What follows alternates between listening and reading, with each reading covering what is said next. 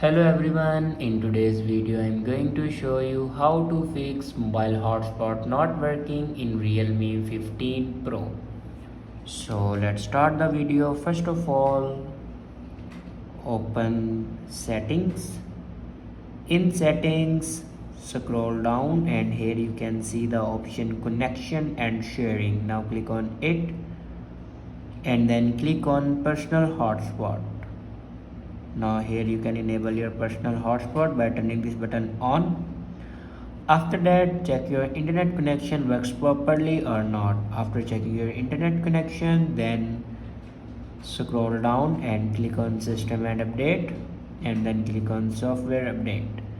Now here you can check your latest version will be updated or not. If it doesn't update to latest version, then update it to latest version.